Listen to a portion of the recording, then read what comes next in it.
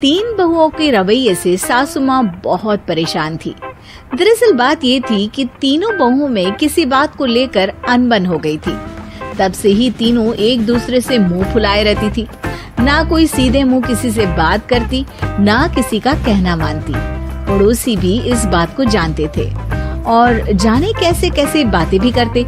इसीलिए सासू माँ ने तीनों बहुओं को तुरंत अपने कमरे में बुलाया। मैं कई दिनों से देख रही हूँ, तुम तीनों अलग अलग सारे काम कर रही हो। ये सब नहीं चलेगा, तीनों को मिलकर ही काम करना पड़ेगा। सास की बात सुनकर एकदम से बड़ी बहू बोल उठती है।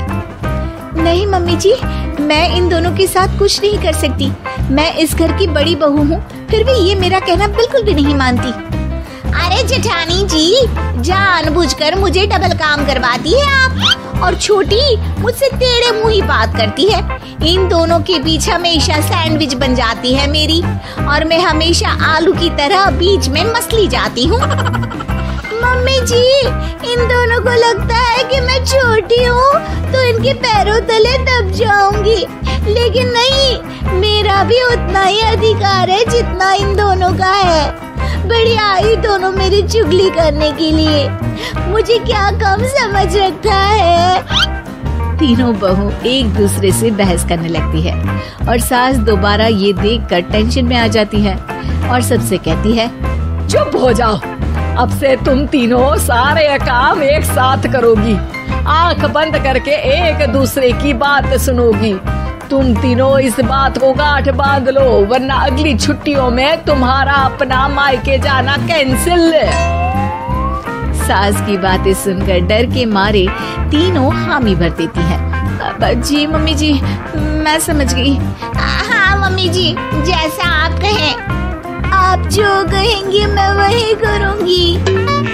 तीनों बहू सास की बात को गांठ बांध लेती है और वादा करती है कि अब से सारे काम वो तीनों एक साथ मिलकर ही करेंगी। ये सब देखकर सास खुश हो जाती है और वहाँ से चली जाती है। नीचे जाकर वो देखती है कि घर में शर्मा जी आए हुए होते हैं। सास जोर से आवाज लगाकर कहती है, अरे बहू, जरा चाय बनाकर तो लाना, शर्मा जी आए हैं। सास की बात सुनकर तीनों बहू तुरंत किचन की ओर भागती है और चाय बनाना शुरू कर देती है।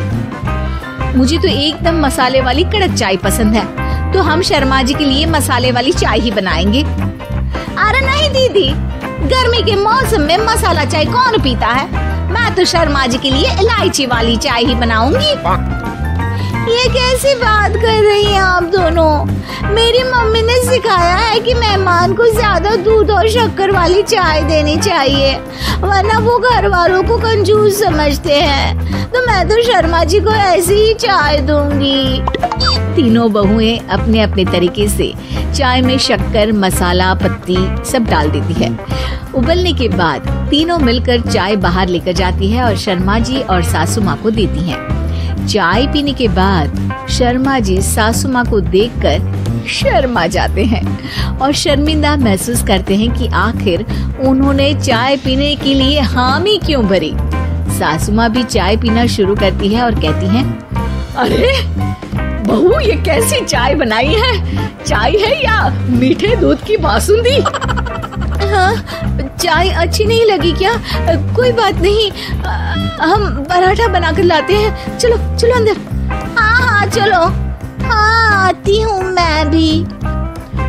नहीं, मेरा पेट चाय नहीं चौपट कर दिया, वही काफी है। पराठे से पोपट नहीं करवाना, मैं तो चलता हूँ। शर्मा जी चुपचाप पतली गली से निकल जाते हैं। अगले दिन सास बहुओं से कहती है, अरे बहू, जाओ जाके ऊपर के गेस्ट हाउस की सफाई कर दो। कल हमारे यहाँ मेरे दूर के रिश्तेदार आने वाले हैं, तो पूरे कमरे को चमका देना, समझी? तीनों बहू सास की बात को मानकर ऊपर सफाई करने चली जाती हैं और तीनों कमरे की सफाई चालू कर देती है। बड़ी बहू मकड़ी के जाले साफ करती है, तो बीच वाली झाड़ू लगाना और छोटी वाली सर्फ डालकर जमीन धोना शुरू कर देती है। अरे दीदी, जेठानी जी, अभी मैंने पूरी फर्श धोई और आप फिर से धूल नीचे गिरा रही हैं। और मछली जेठानी जी, आप बिना झाड़ू की धूल यहाँ छटक रही हैं। अरे तीनों को साफ करना है, एक साथ सफाई करते हैं ना। अरे वही तो, हम साथ साथ हैं, घर साफ साफ है। तीनों बहू ऐसे ही काम में उलझ जाती है और 2 घंटे तक एक ही कमरे की सफाई करती रहती है। बहुत देर से अपनी बहुओं को ना देखने के कारण सास ऊपर कमरे में उन्हें देखने जाती है, लेकिन कमरे में घुसते ही वो गीली फर्श पर फिसलने के कारण नीचे गिर जाती है। ओरी मोरी मैया, हड्डी मरोड़ के रख दी, आए मेरी तो कमर ही टूट गई रे। तीनों बहुएं सास को उठाती हैं और बिस्तर पर सुला देती है। अरे मेरे हाथ पैर दर्द कर रहे हैं, दबा दो आराम मिलेगा। हाँ जी माँ जी। अरे जी माँ जी, जी माँ जी। और तीनों बहुएं एक साथ सास के हाथ को दबाना शुरू कर देती है। माँ की तो चीख ही निकल जाती है और नतीजा ये होता है कि सास के बचे हुए शरीर में भी दर्द उठ जाता है। हाय राम, ये क्या कर दिया तुम तीनों ने। अरे मेरी तो किस्मत ही फूटी है कि तुम जैसी बहुएं मुझे मिली। हे भगवान, पूरे शरीर में दर्द बढ़ गया है, अब तो पता नहीं कि चल भी पाऊंगी या नहीं। माफ करो, मुझे गलती हो गई मुझसे कि तुम तीनों को एक साथ काम करने के लिए बोला। सोचा था तीनों मिलके अच्छे से काम करेगी, लेकिन बड़े बुजुर्ग सही कहते थे कि 3 तिगाड़ा काम बिगाड़ा। तुम लोगों ने ये बात ना आज साबित करके दिखा दी। तुम तीनों को तो समझाना यानी मानो भैंस के आगे बीन बजाना है। तुम्हें अकेले अकेले काम करना है ना, तो अब से तुम अकेले ही अपना अपना काम करो। तीनों बहुएं वहाँ से जाने लगती है। अरे कहाँ जा रही हो? आप ही ने तो कहा कि अपना अपना काम करो, तो मुझे मुल्तानी मिट्टी लगानी है। अरे मुझे भी तो नेल पॉलिश लगानी है, मुझे ना मेहंदी लगानी है। सास अपना सर पीट लेती है और कहती है, अरे मुझे भी लगाना है कुछ। क्या माँ जी? क्या माँ जी? क्या माँ जी?